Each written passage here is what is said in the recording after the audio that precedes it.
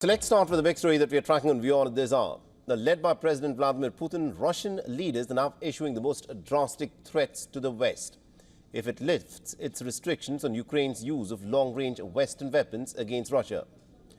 Vladimir Putin has warned that Russia, in fact, will be at war with the United States and the NATO military alliance, while also not ruling out exercising the nuclear option.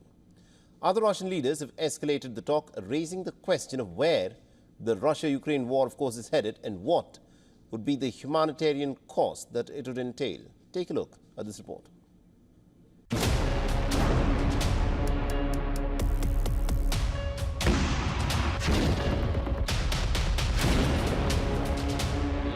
Close on the heels of the warning of a nuclear conflict that Russian President Vladimir Putin has issued to NATO. Newer threats are emerging for Ukraine from Russia. Former Russian President Dmitry Medvedev says Russia could turn Kyiv into a giant melted spot if the West permits the use of long-range missiles. Medvedev warns that Moscow has formal grounds to use nuclear weapons after Ukraine's incursion into Kursk. On the messaging app Telegram, he says Moscow could choose instead to use new technologies that could reduce the Ukrainian capital Kyiv into a giant melted spot when its patience runs out. The dire warnings come even as British Prime Minister Keir Starmer left talks in Washington on Friday night without any announcement on the question of allowing Ukraine to fire long-range missiles into Russia. We had a wide-ranging discussion about strategy in Ukraine, of course, in the Middle East, and other parts of the world. This wasn't a meeting about a particular capability. That wasn't why we got our heads down today. It was to allow ourselves the space, which we took, the time which we took, to have a strategic discussion so that tactical decisions could be seen within the wider strategy. And we've had a very productive, and we've come to a strong position. I'm very pleased that we've had these discussions. UK has, however, said it has no problem with Ukraine using its Storm Shadow missiles. The West's dilemma is stark. NATO is under immense pressure to support Ukraine, especially as Kyiv's front lines are showing signs of crumbling. But in the face of Russia's belligerence, an aggressive NATO would push the world closer to a direct NATO-Russia conflict. Putin has already warned of using the nuclear option. Other Russian ministers have called for a limited nuclear strike. The threat of new destructive war technologies add a new dimension. In the wake of the fast-emerging scenario that could quickly spiral into a human catastrophe, Ukraine President Zelensky is venting his frustration, accusing the West of emboldening Putin, reacting to the delay in West allowing Ukraine permission to use long-range arms. Zelensky says, "It's difficult to repeatedly hear, 'We are working on this,' while Putin continues to burn down our cities and villages. He doesn't need anyone's approval." Bureau Report, WION World is One. All right, now to give us more perspective in terms of what, of course, is happening in the Russia-Ukraine war, we're being joined by Mr. Hanno Klink, who's a former Deputy Assistant Secretary of Defense for East Asia. He's joining us live on this broadcast.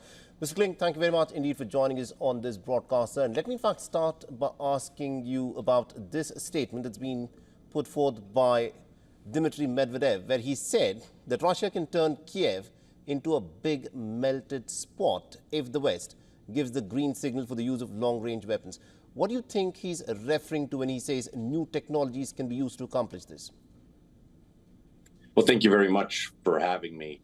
I mean, we've seen over the last 2.5 years since the February 2022 invasion of Ukraine that the rhetoric of the Russian Federation certainly reaches its height when they have encountered operational and tactical failures. So, for instance, Ukraine's unexpected success over the last month or so and its incursion into the Russian Federation in and around Kursk, I think has come as a black eye to Putin, Medvedev, and the rest of the cabal of leaders in Moscow.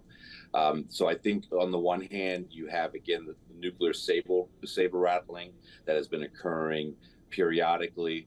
And I would imagine that another aspect of Medvedev's threat may involve hypersonic missiles, or just, for instance, a larger barrage of missiles and drones that are being supplied by the regimes in North Korea and Iran to fuel the Russian war machine.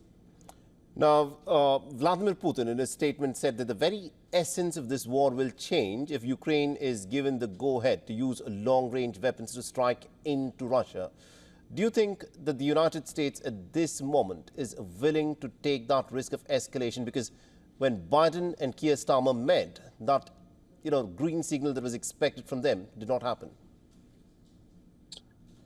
Well, I think recent history has shown that the Biden administration has been reluctant to, quote unquote, escalate the conflict, and has the actions that Washington has taken has been an example of self-deterrence, if you will. If you look at every major weapon system that the United States and its allies have supplied to Ukraine, and I mean every major system, there have been piecemeal approaches to the delivery, lots of strings attached, caveats, what the Ukrainians can and cannot do with them, and of course many delays in the decision-making process and in the delivery cycle, which of course has at the end of the day resulted in Ukraine not being able to utilize these systems in the most effective manner to both defeat Russian aggression and to deter future Russian aggression.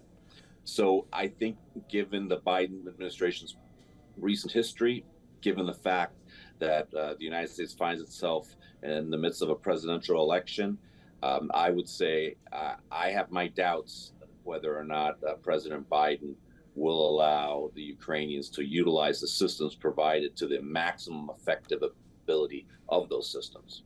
All right, we'll have to leave it there. Thank you very much indeed, Mr. Hanno Kling, for joining us and getting us that perspective there. Thank you. For all the latest news, download the WION app and subscribe to our YouTube channel.